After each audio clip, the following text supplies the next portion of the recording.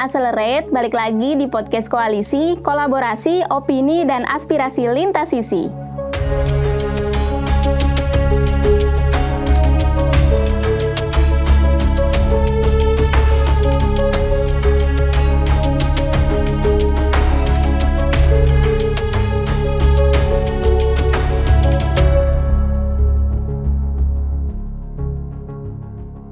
Nah, teman-teman, pada episode kali ini kita akan berkoalisi dengan Mas Hafiz nih. Halo, apa kabar Mas Hafiz?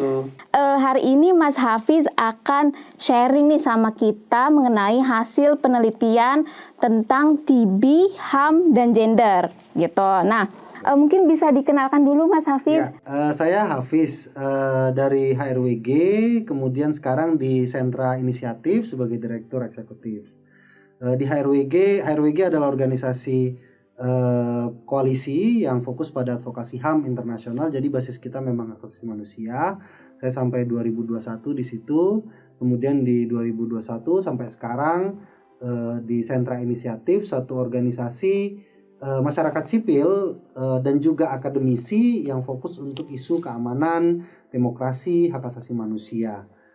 Selain itu saya juga aktif sebagai konsultan di rencana aksi hak asasi manusia di Kemenkumham dan Bappenas, dan juga terlibat dalam beberapa isu disabilitas. Wah, keren banget nih. Pasti pengalamannya udah banyak banget nih Mas Hafiz ya. Nah, tapi teman-teman, sebelum kita dengar sharing dan spoiler-spoiler dari Mas Hafiz gitu ya, mungkin aku akan sedikit menyampaikan pengantar gitu ya, bisa dikatakan pengantar lah ya, soal penelitian yang sudah dilakukan Mas Hafiz dan kawan-kawan gitu.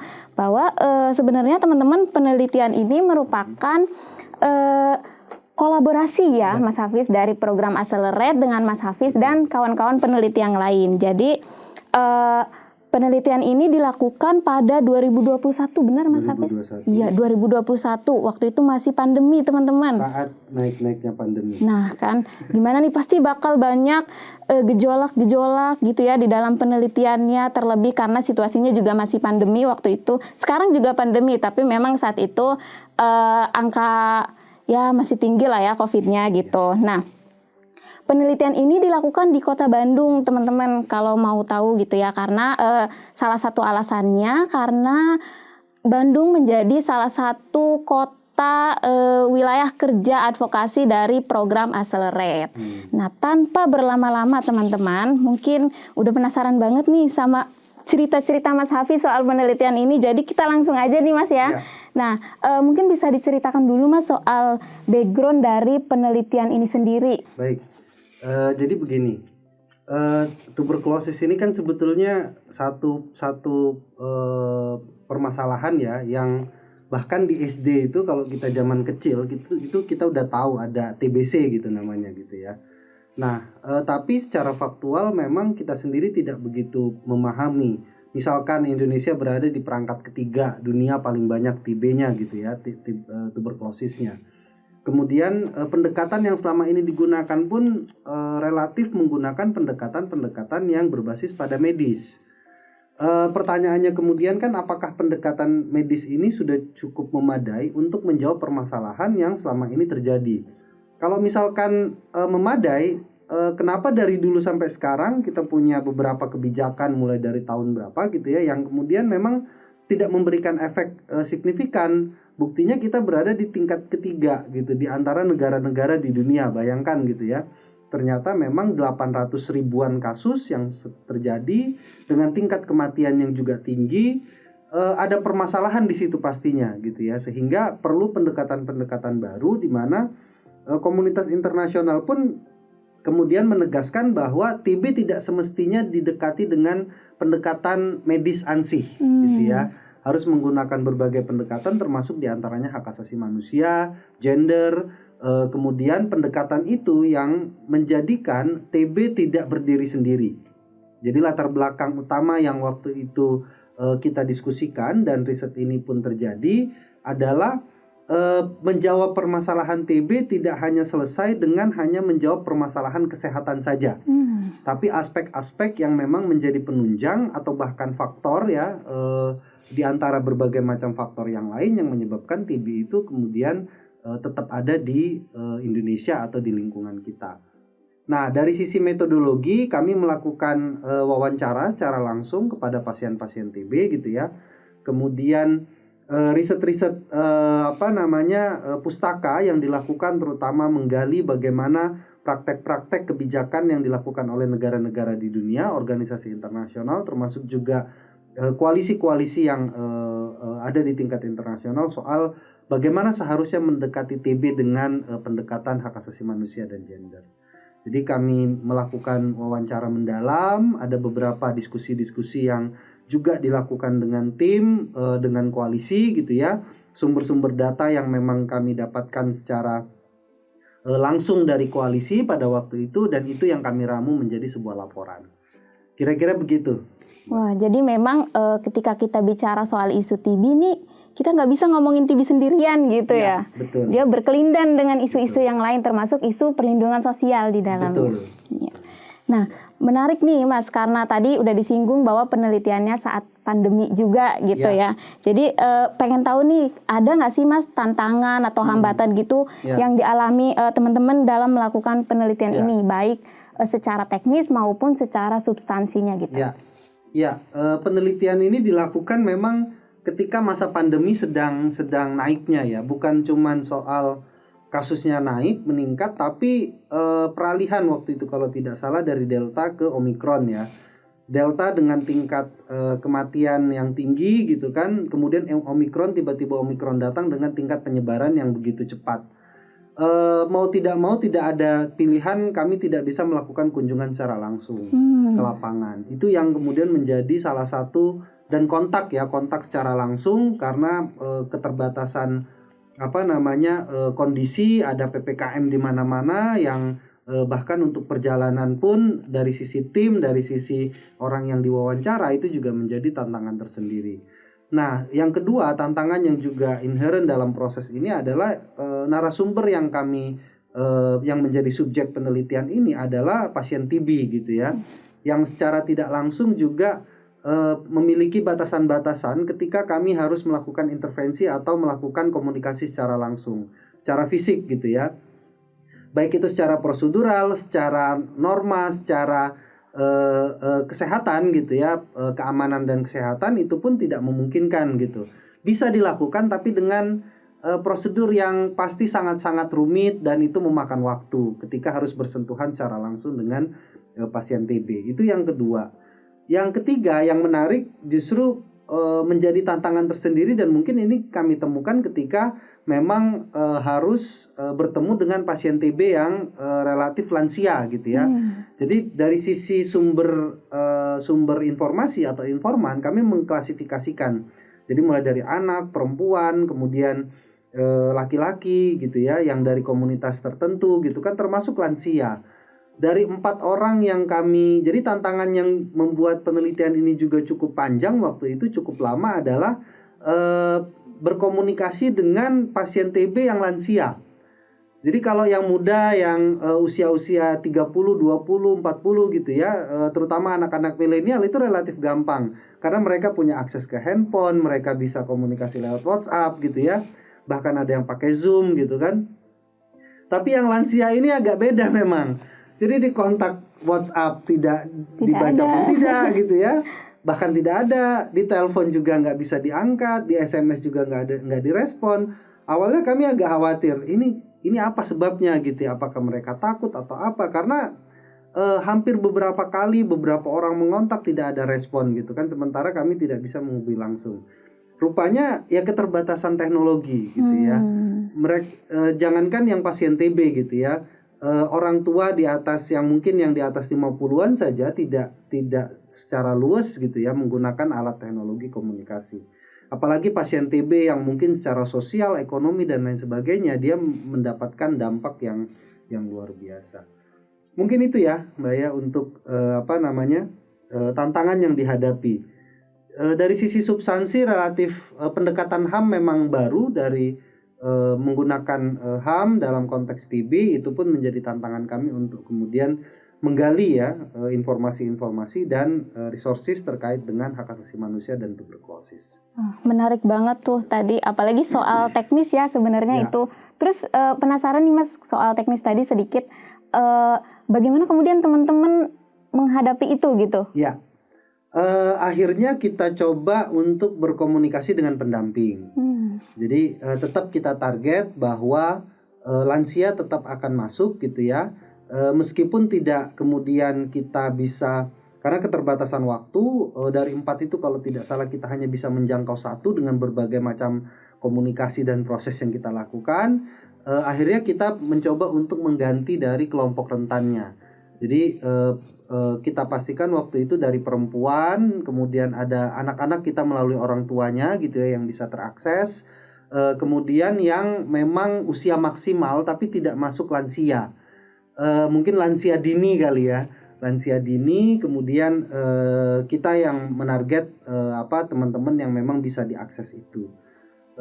Yang penting waktu itu kita bisa menyelesaikan proses penelitian ini secara cepat gitu ya, tapi di sisi yang lain secara substansi kita tidak mengurangi aspek penelitian dengan tetap mencapai atau menarget narasumber yang kita harapkan bisa diwawancara. Begitu kira-kira. Kalau bicara soal penelitian soal TB nih Mas, Ya. pasti kan sebelumnya juga udah ada nih penelitian mengenai TB. Nah, apa sih sebenarnya poin menarik atau apa yang membedakan penelitian ini dengan penelitian yang sudah ada soal TB nih Mas? Ya, jadi begini, pertama bahwa ini basisnya Indonesia gitu ya, basisnya Indonesia. Pendekatan hak asasi manusia dalam penelitian ini dapat memunculkan satu aspek kerentanan yang ada di dalam komunitas TB di Bandung. Jadi ketika membaca dan kemudian mengidentifikasi kebutuhan teman-teman pasien TB, terutama bagaimana mereka hidup dalam lingkungan keluarga, sosial, dampak terhadap ekonomi gitu ya, dan kemudian bagaimana negara atau pemerintah juga memberikan kebijakan terhadap situasi yang mereka hadapi, maka penelitian ini yang mengungkap situasi-situasi itu. Kalau misalkan kita merujuk pada beberapa penelitian yang sudah dilakukan, memang banyak perspektifnya adalah perspektif medis. Atau sebaliknya, penelitian itu lebih berbasis pada situasi saja, tapi tidak memunculkan kerentanannya gitu ya. Nah, penelitian dengan perspektif HAM dan gender yang kami lakukan itu mencoba untuk mengungkap situasi rentan. Jadi ada multiple vulnerability yang dialami oleh kelompok-kelompok TB dan juga termasuk kelompok rentan yang ada di dalamnya. Dan kemudian dari hasil itu kita bisa melakukan intervensi. Apa yang seharusnya dilakukan oleh pemerintah, apa yang dilakukan oleh komunitas, apa juga yang dilakukan oleh masyarakat sipil gitu ya. Itu yang pertama. Yang kedua, pendekatan ini juga kemudian mengkonfirmasi apakah kebijakan kita sudah cukup memadai untuk merespon situasi-situasi tersebut. Kira-kira gitu. Nah, menyandingkan antara kebijakan dan termasuk juga situasi yang dialami oleh komunitas TB, terutama sumber informasi yang didapatkan secara langsung, itu yang menjadi kekuatan dari riset ini. Kira-kira begitu, Mbak. Karena itu penelitian ini penting nggak sih Mas untuk dibaca semua pihak nih? Nah, justru itu. Jadi penelitian ini harusnya memang menjadi basis semua pihak, terutama pengambil kebijakan. Jadi pengambil kebijakan dia akan memahami gap ya. Kita ketika bicara kebijakan hak asasi manusia itu kita selalu berbicara soal gap. Misalkan begini, ada situasi di mana pemerintah mendorong adanya perbaikan kondisi ekonomi gitu ya, atau pengangguran gitu ya, penghapusan penurunan angka pengangguran. Nah, ketika melihat angka makro, maka yang dilihat adalah angka misalkan Indonesia saat ini angka penganggurannya sekian persen gitu ya. Contohnya misalkan 10% gitu ya. Kemudian pemerintah melakukan berbagai macam kebijakan, target, upaya untuk agar 10% ini menurun. Targetnya misalkan jadi 8% atau jadi berapa persen. Itu masuk dalam SDGs dan lain sebagainya. Nah, ketika kita melupakan aspek vulnerabilitas atau kerentanan dari kelompok tertentu, misalkan pasien TB, maka sebetulnya kita sudah melupakan pasien TB dari proses pembangunan dan target program yang dilakukan.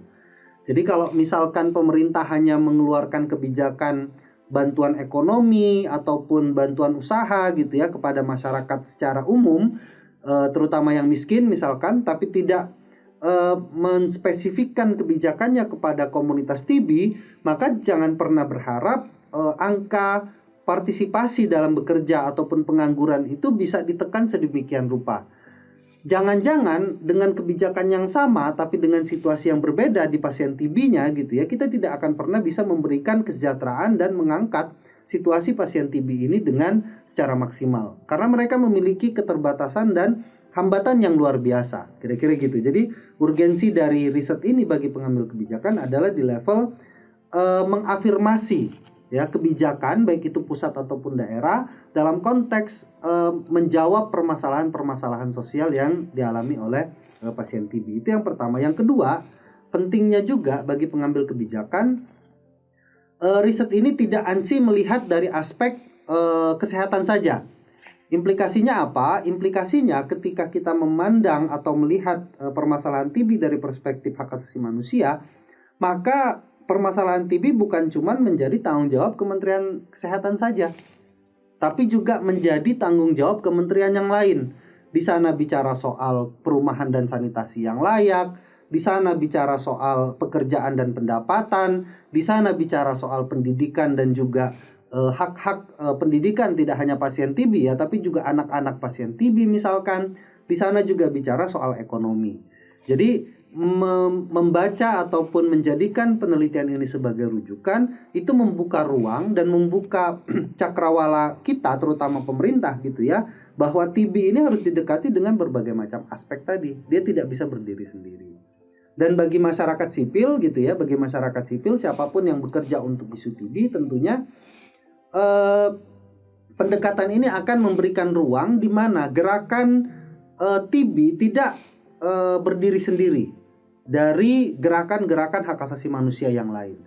Karena pada dasarnya permasalahan yang dialami oleh rekan-rekan atau pasien TB adalah permasalahan yang juga dialami oleh masyarakat kelompok rentan yang lain gitu ya. Ketika kita bicara soal hak-hak warga negara, ketika bicara soal kelompok rentan, maka sebetulnya ini adalah gerbong besar kelompok hak asasi manusia yang kemudian isu TB pun harus masuk ke situ. Kira-kira gitu. Jadi penelitian ini menggunakan ataupun menjadi basis bagi kelompok-kelompok TB untuk kemudian masuk dalam gerakan hak asasi manusia secara lebih komprehensif, baik itu di tingkat nasional atau di tingkat internasional. Kira-kira begitu. Nah, kalau tadi kan Mas Hafiz mention soal konsep HAM dalam penelitian ini. Kalau lebih spesifik nih Mas, agak spesifik soal gendernya itu sendiri, gimana Mas? Nah, dari sisi gender, jadi sebetulnya gini, TB ini kan kalau kita bisa amati beberapa layer pendekatan. Kita dekati dia sebagai menjadi pendekatan kesehatan gitu ya. Oke, pendekatan kesehatan. Dari sisi kesehatan, perempuan juga memiliki kebutuhan yang berbeda dengan laki-laki ketika harus diberikan layanan kesehatan. Ini hanya dari sisi aspek kesehatan. Apalagi dari perspektif hak asasi manusia gitu ya. Dari perspektif hak asasi manusia dan gender, ketika memandang permasalahan TB, maka perempuan mengalami multiple dampak ataupun dampak yang berlapis gitu ya dari proses yang ada. Penelitian ini berbasis pada pendekatan gender karena memang tanpa menggunakan pendekatan itu kita tidak akan pernah tahu layering ataupun lapisan-lapisan yang dialami oleh perempuan ketika mereka terkena TB atau bahkan keluarganya gitu ya. Pertama misalkan dari sisi situasi perempuan mengalami saat ini yang tidak bisa kita pungkiri, misalkan secara ekonomi yang memegang pondasi ekonomi di dalam keluarga itu adalah laki-laki, kepala keluarga gitu ya. Tidak hanya soal bagaimana laki-laki kemudian dianggap kepala keluarga dan bekerja, tapi juga soal kebijakan kita yang juga masih berbasis pada laki-laki. Ketika kepala keluarga adalah laki-laki, maka bantuan sosial, semua dokumentasi dan lain sebagainya di dalam keluarga itu adalah laki-laki. Perempuan tidak pernah dihitung gitu ya dalam konteks bagaimana pemerintah kemudian memberikan pemberdayaan dan penguatan kepada keluarga. Bagaimana pertanyaannya kalau perempuan yang mengalami TB gitu ya? Atau sebaliknya, ketika laki-laki mengalami TB, apakah perempuan yang kemudian harus mengurus suaminya dan juga menggantikan roda perekonomian laki-laki itu dihitung dalam kebijakan? Jadi dampak kedua dari proses layering ketika misalkan baik itu laki-laki atau perempuan yang mengalami TB, maka mereka seringkali juga tidak dilihat dalam konteks kebijakan. Ada layering dampak yang lain gitu ya, di mana memang perempuan tidak bisa menikmati hak-haknya dengan adanya dampak yang dialami dari TB yang baik itu dari keluarganya atau dari dia sendiri. Dalam hal tertentu misalkan secara ekonomi perempuan di keluarga gitu ya, dia bergantung kepada suami. Ketika dia terkena TB, secara otomatis dia harus ikut dengan struktur ekonomi atau tata kelola ekonomi yang ada di dalam keluarganya. Ke rumah sakit dia harus diantar oleh suami. Kalaupun dia harus menggunakan angkutan umum, dia harus minta sama suaminya atau sama keluarganya. Ataupun ketika dia memiliki kebutuhan-kebutuhan yang memang yang harus dia lakukan dan dia butuhkan untuk katakanlah mengecek ataupun kebutuhan obat-obatan, dia pun harus bergantung dengan kebutuhan yang seharusnya dia penuhi dalam kondisi normal pun sulit gitu ya ketika dia tidak terkena TB, tapi ini ketika dia terkena TB dia pun harus memenuhi kebutuhan-kebutuhan itu. Jadi ada kebutuhan ekonomi keluarga, misalkan kalau dia single parent gitu ya, atau ketika dia dalam kasus tertentu banyak perempuan yang ditinggalkan oleh suaminya ketika dia mengalami TB gitu ya. Jadi dia butuh effort sendiri untuk memenuhi kebutuhan, dia butuh effort sendiri untuk mengobati TB-nya, dia juga butuh effort sendiri untuk kemudian menjalankan fungsinya sebagai perempuan ya, karena struktur sosial kita begitu. Jadi ada dampak yang sedemikian rupa yang menyebabkan perempuan yang menderita ataupun yang memiliki TB itu kemudian mendapatkan dampak yang luar biasa, termasuk soal anak ya. Jadi ada beberapa perempuan itu tidak bisa berkomunikasi dengan anaknya, tidak bisa mengasuh anaknya, bahkan dengan keluarga yang memang dia membutuhkan ibunya sendiri gitu ya. Kira-kira begitu. Nah. Ya, menarik banget. Saya jadi speechless gitu ya, karena memang di lapangan memang sebenarnya itu yang terjadi gitu. Cuma memang secara kebijakan mungkin kita belum banyak menyentuh ke isu-isu seperti itu gitu. Nah, ngomongin soal kebijakan nih Mas, geser-geser dikit nih ke kebijakan. Kalau dari segi kebijakan nih terkait dengan penanganan TB dari tahun ke tahun, dari masa ke masa gitu ya. Sebenarnya ada progres nggak sih Mas gitu? Jadi kalau dari sisi kebijakan kami juga mencoba melakukan review terhadap sejumlah kebijakan yang ada. Ada beberapa perubahan yang sudah dilakukan oleh pemerintah, terutama di Stranas yang baru ya, di Perpres yang baru itu memberikan satu perubahan, meskipun secara substantif sebetulnya kami masih mencatat adanya gap ya, bahwa pendekatan hak asasi manusia dan gender itu tidak sepenuhnya digunakan. Mungkin ya basisnya dalam proses bagaimana kebijakan ini dibentuk. Kenapa kemudian partisipasi itu penting gitu ya, terutama meaningful participation, partisipasi yang bermakna, agar memang kelompok masyarakat, siapapun yang kemudian terdampak atau menerima manfaat dari satu kebijakan itu sudah seharusnya dilibatkan. Nah, asumsi kami memang baik itu dari sisi teoritis konseptual ataupun dari sisi partisipasi kelompok-kelompok yang memang mengalami dampak dari tuberkulosis ini tidak begitu masif dilibatkan dalam perumusan terutama Perpres 67 tahun 2021. Kemajuannya ada, tapi memang ketika menjawab tantangan utama yang tadi kita diskusikan gitu ya, bagaimana situasi rentan dan multiple impact yang dialami oleh kelompok perempuan terutama dalam konteks TB, itu belum bisa secara memadai kita memaksimalkan atau menggunakan Perpres ini. Kira-kira begitu. Nah, di sisi yang lain gitu ya, pendekatan kesehatan itu juga masih menjadi kita katakan kalau dari perspektif kesehatan itu ada dua pendekatan kan, pendekatan biomedis dan kemudian pendekatan yang lebih mengutamakan pada basis sosialnya. Kecenderungan ataupun basis dari penelitian ini sebetulnya yang kita dapatkan, permasalahan TB memang harus meninggalkan pendekatan yang hanya ANSI pada biomedis gitu ya, tapi beranjak pada pendekatan yang lebih berbasis pada pendekatan sosial, mengukur bagaimana kemudian situasi sosial itu bisa diterjemahkan ke dalam kebijakan. Nah, sayangnya Perpres ini belum secara utuh mengcapture ya permasalahan-permasalahan yang memang dialami oleh pasien TB, sehingga dalam konteks tertentu perlu effort yang lebih besar. Perlu effort yang lebih besar itu baik itu dari sisi misalkan pemerintah ketika menjalankan Stranas ini, atau mungkin ketika pemerintah daerah itu menyusun RAD sebagai tindak lanjut dari Stranas yang ada. Kira-kira gitu. Jadi dari Perpres ini. Kalau tidak, maka bisa jadi pendekatan medis itu lebih utama dan lebih menonjol ya dibandingkan dengan pendekatan yang multi berbasis pada hak asasi manusia dan gender tadi. Kira-kira begitu. Jadi ini Mas, kalau misalnya secara umum nih ya, kebijakan yang kita punya saat ini gitu, udah cukup belum nih Mas?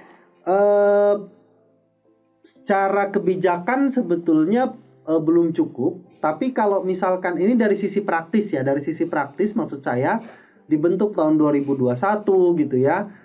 Kemudian membutuhkan effort yang luar biasa lagi ketika harus mengubah gitu ya. Kita perlu menggunakan pendekatan yang pragmatis.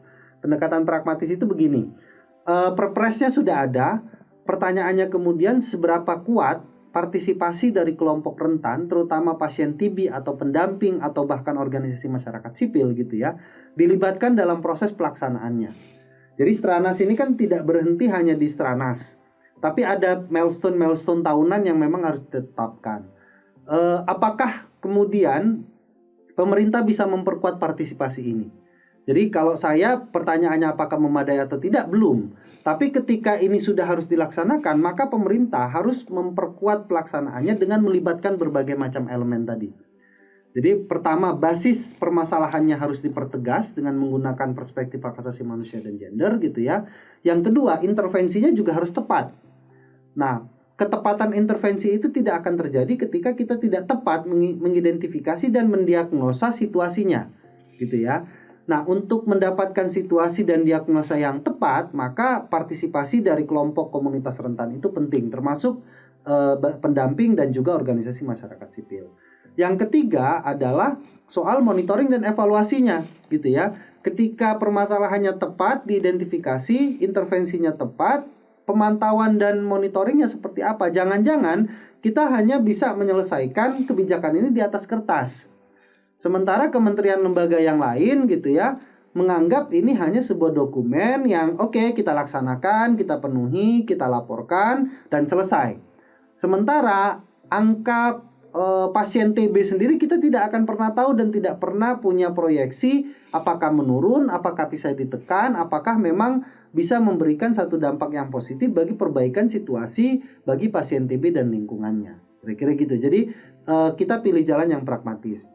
Pragmatis yang kedua dari aspek soal bagaimana pemerintah daerah masih memiliki kesempatan. Menurut saya 2021 ada beberapa pemerintah daerah yang sudah punya rencana aksi daerah gitu ya, tapi juga ada yang belum. Nah, bagi pemerintah daerah yang belum memiliki RAD, ini satu kesempatan gitu untuk kemudian memberikan ataupun menyusun satu rencana aksi daerah yang betul-betul berangkat dari komunitas dan kepentingan dari pasien TB gitu loh.